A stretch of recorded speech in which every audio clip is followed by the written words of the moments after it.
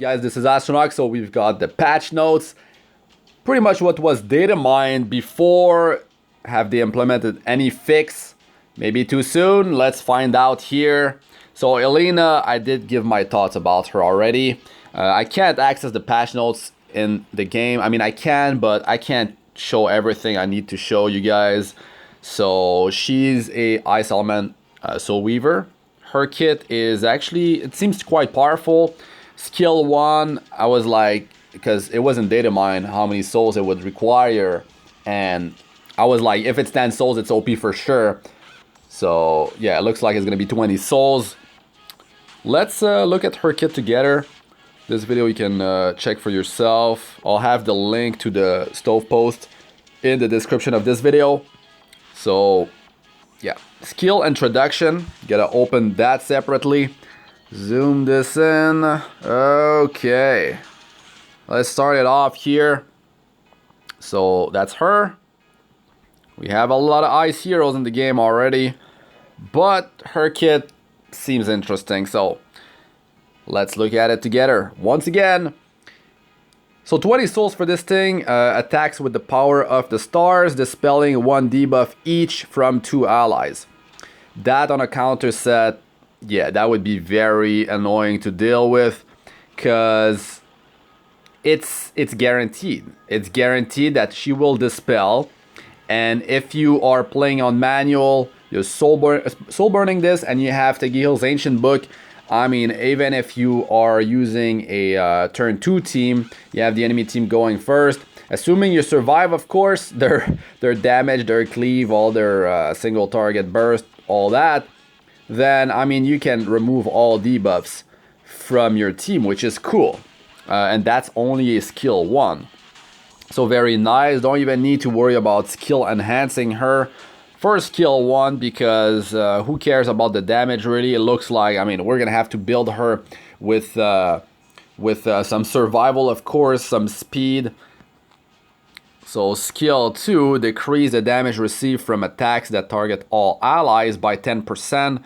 And this goes up. This goes up to 15%, I believe. Or it looks to be higher than that. No, it's 15%. So it's like half the strength of Achates, which is, I mean, it's not bad, because Achates, that's a big part of her kit. And that's definitely not the only thing that Elena got going for her. So it will activate Consecrated Ground if you do receive area damage. Now this thing has a cooldown though. I mean, not the damage reduction part, but the triggering of Consecrated Ground. When this effect is granted more than once, only the strongest effect is applied, of course. Consecrated Ground can be activated once every 2 turns. What does it do? Recovers the health of all allies. Amount recovered increases proportional to the caster's max HP, her max health. That's why you need to have survival on her, not only for her to survive, but also for her to heal for more. So this is sort of a... yeah, this definitely will not totally counter Seaside Bellona, because she's overpowered. But you can see that this will be triggering, allowing you to do some healing. Assuming you don't have unhealable on you. And yeah, so turn 1, if they don't have any you know, buff removal on their side, if they're not using OP Bazaar, then you could have immunity sets across your whole team, and then you could be slower than the enemy team, and this would trigger triggering. You'd take less damage from AoE, you'd heal back up. We don't know yet. Actually, the multipliers, they got data mined. I would have to dig into that and make a separate video and give my review, my early thoughts about Elena. But here I'm just doing the breakdown for you guys of her skills, giving some thoughts on top of what I've already done in the data mine. So skill 3 attacks all enemies with a meteor shower, granting invincibility for 1 turn and increase effect resistance for 2 turns to all allies. Now they're not saying the specifics of how high the value is for the effect resistance increase. The invincibility for 1 turn, that is of course very powerful because you cannot take any damage. So yeah. So right there, that's Crimson Armin's skill 3, the invincibility. So yeah, very good. And the effect resistance increase, it's 2 turns. That thing has a long cooldown, man. This has a 5-turn cooldown after reaching +2. So yeah, it's you're gonna have to bank on that turn 1, you know, when she goes, and after that you're gonna have to try to stay alive. She doesn't bring sustain to the team beside the consecrated ground. What if they don't have any area damage? Then that's kind of a gimmick, you know, mechanic. So like it, you can't just bring her against every teams. You can't rely on her to sustain your team. So that's definitely unfortunate. But you still can reliably, rely on that invisibility and the effect resistance buff, which is, let's assume it's like a 50% effect resistance. The problem with that is you gotta stack effect resistance to truly make it worth it. You can have some effect resistance across your whole team. Damage dealers will not really stack effect resistance, you know. That's the thing. So they might just be running with that buff plus whatever random effect resistance is showing up on their gear. So what's going to happen is you're going to have a pretty good chance to resist the enemy's team damage dealers that do throw some debuffs here and there. But the ones that, let's say the enemy team or your team, if you want debuffs to actually land, you're going to be stacking effectiveness. So yeah, you will be landing those debuffs on heroes that have a low amount of effect resistance anyways. So it doesn't really counter that. So there's that. But if you add her in a stall comp, let's say, and most of your supports, let's say they have a decent amount of effect resistance, especially if you have Strike Gauntlet on a warrior, it becomes much easier to stack effect resistance. Then she could be that hero for you to allow your team to solidify your team, make it tougher. But you will need a dedicated healer, a part of your team, if you want to sustain damage coming your way. You still need a damage threat part of your team to actually do something. I mean, unless you're going to fully rely on lightning damage. We know that the damage output of the enemy team, of people coming in and cleaving you, is kind of crazy. It's ridiculous. The damage is so high, and they can just strip your buffs. You know, Judge Key says cleave.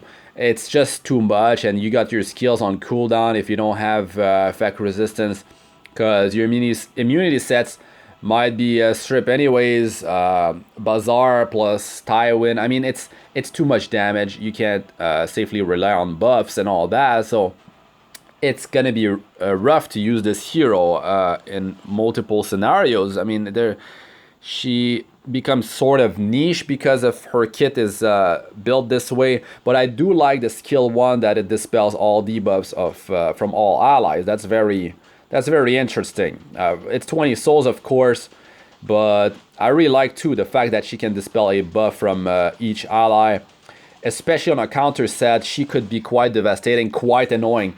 And let's jump to the rest of the patch notes here. We have her artifact called Stella Harpa. Now this artifact is gonna be quite powerful. I mean, that thing, man oh man, 60% chance to dispel 1 debuff from an ally when attacked. This is gonna happen automatically. It's not 100% chance, thank God, but still, that means it's gonna be 45% chance at +15, all the way up to 60% chance when it's at +30. This will be widely used on Soul Weavers, and I mean, if you're running 2 Soul Weavers and you're running 2 of those, let's say in a team, you're gonna have a hard time to land some debuffs. If their supports already have some effect resistance, let's say, and if they have some cleansing, and then you have this in between their cooldowns, it's gonna be really hard to land some debuffs. So the thing is, this will help counter those teams that apply debuffs with heroes that do area damage, because even I mean, maybe you don't want to hit that Soul Weaver because you're like, oh my god, maybe it's wearing still a Harpa. But the thing is, yeah, if you don't have a choice, like aka Dizzy, she just has AoE non-stop, then you will be triggering this artifact. Of course, Dizzy has so many debuffs. She's pretty OP, so still, that's another way for you to cleanse some debuffs. And of course, if you're gonna be using Elena, you've got that skill 1, especially on counter attack. Could have Wondrous Potion Vial, but that only applies when the hero actually goes, so you need to make the hero quite fast. This thing means you can make the hero super tanky, it doesn't matter. You always have that chance to remove a debuff from an ally on your team or yourself, so that is extremely powerful. Things that just happen passively and you don't have to rely on speed are very powerful because you can invest in survival or other things. So yeah. So drop rate up, that's the usual. By the way, guys, there's not going to be any maintenance here. Please note that there will not be any maintenance period, and the update will automatically be applied because, I mean, the stuff was data mined already. It's already part of the game. You've downloaded it last week. Anyways, so her banner is going to be lasting 2 weeks, and her side story. Let's look at you know, what kind of catalyst we're going to be getting here, and if we have any fix that's going to be done to the game for its current state. So that's the currency we're going to be farming. LENA has a 30% attack and health boost. Elena is 50% because she's the rate up banner hero. Difficulties, usual stuff here. Quests, okay, that's usual. Some more rewards here, and we're getting a random 4-star artifact ticket. That's always good, especially if you are in early to mid game. Definitely very useful. Even in late game, I mean, some of the 4-star artifacts, it's really hard to have them fully limit broken. The good ones, like especially when you're a free to play player, when you spend money, of course, the more you spend, if you do spend for the gacha, then yeah, that's a different story though. So yeah, usual rewards, epic catalyst chest here, leaves, bunch of leaves there, silver transmit stone.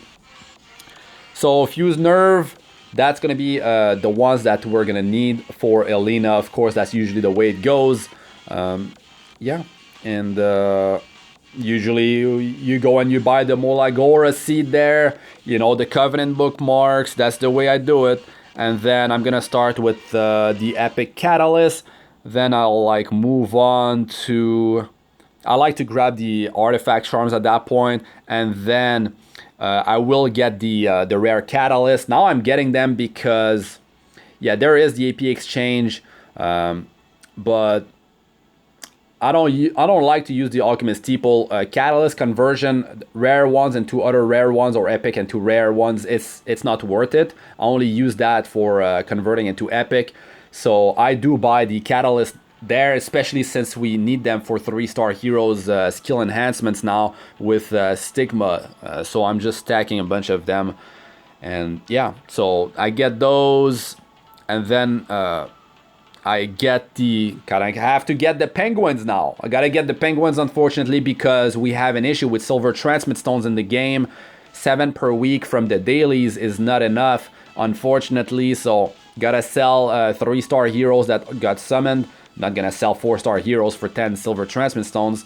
So I triple S them first, the 3-star heroes, to unlock the devotion triple S reputation, and then, you know, I have to get rid of them to get some silver transmit stone, because they keep on adding currency sinks, and silver transmit stone is no different. There's a sink for that.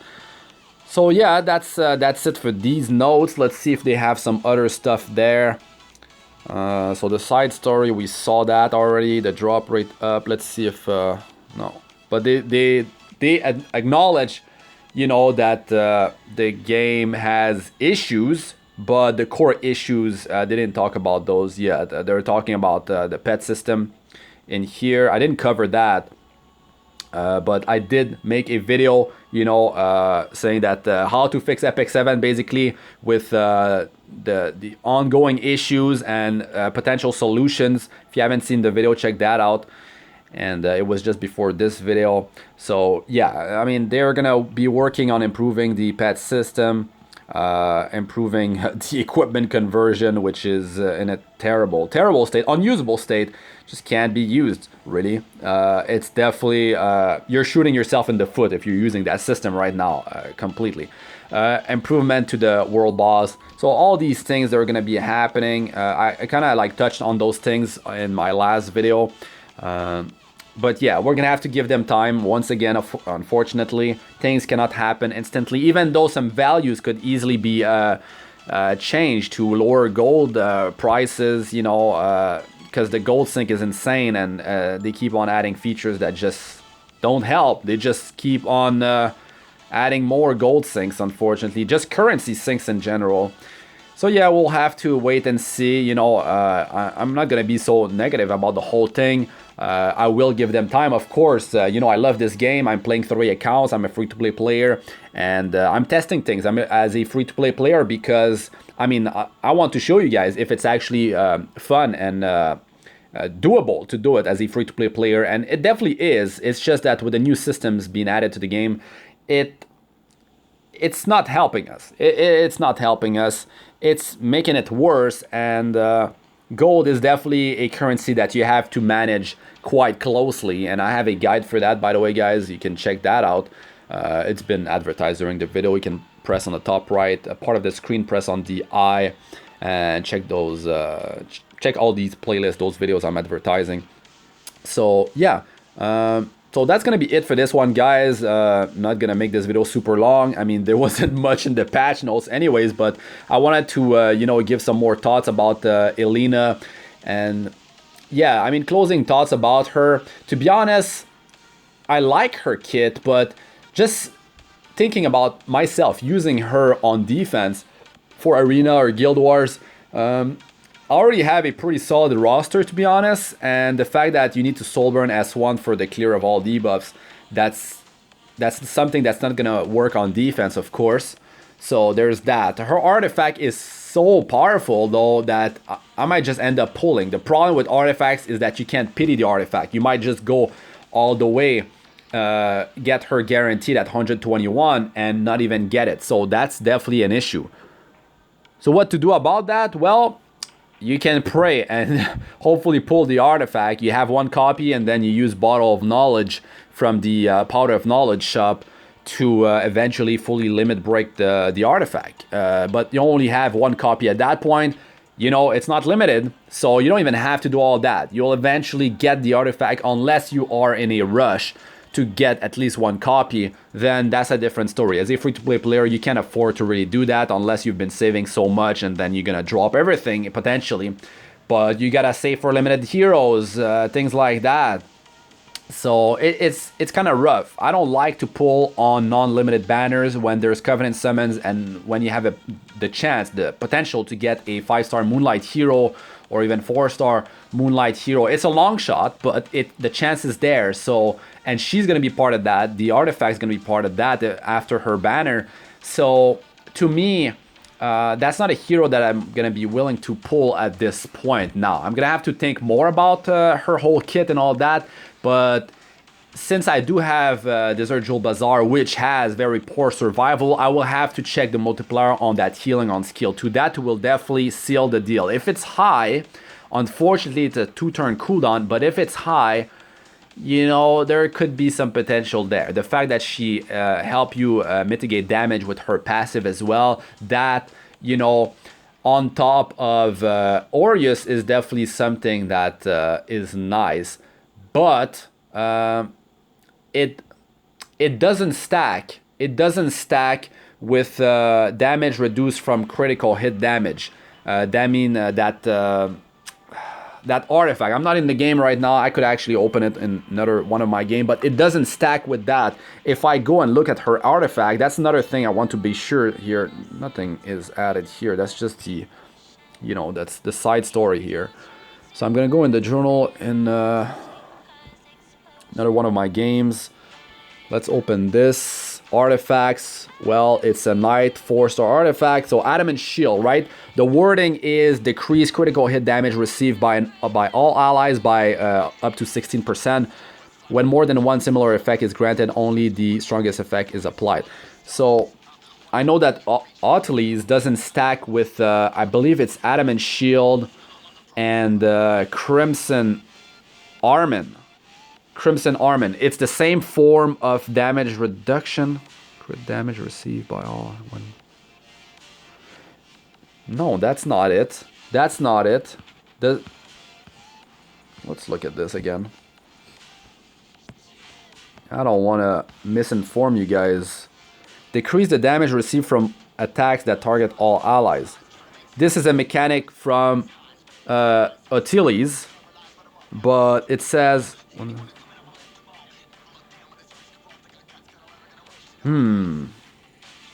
But because this is a form of damage reduction, because I read that there's the form of reduction of, you can stack Adamant Shield with Aureus, that works, you know, but this could be different. This is a third way to reduce damage. Or this simply doesn't stack with Aureus, that's the thing. Aureus says increase defense of all allies, right? 10%. That's guaranteed. And then and take 20% of the damage suffered by them. Does not stack with artifact that provide same effect. Okay, that's the thing. Damage reduction and damage redirection don't stack. Are two different things. But things that redirect damage don't stack together. AKA like Seaside Bellona skill 2 passive with Aureus. That's two form of damage redirection. It doesn't stack. Let's say you've got Crozet, Troublemaker Crozet. He redirects damage from the backline hero onto himself. So that doesn't stack with Aureus, and it doesn't stack with Seaside Bellona, but his effect, if it's fully skilled up, will work instead of the one from Seaside Bellona, which is 40% of the damage she takes is resurrected. His is Troublemaker Crozet is 50% of the damage being resurrected, right? But damage reduction don't stack, no matter if it's activated from area attacks or if it's from critical hit damage. Adamant Shield or Crimson Armin reduce damage,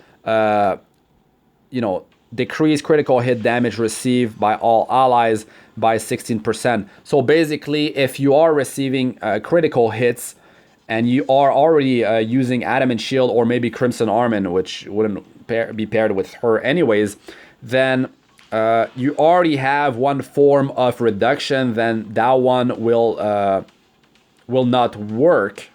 That's my understanding of it. If you know for sure I'm wrong, you can hit us up in the comment section. But yeah, there's two things. It's damage redirection and damage reduction. No matter why it's triggering, if it's from AoE or from critical hit damage, then the one that is the strongest will take over. So you gotta keep that in mind.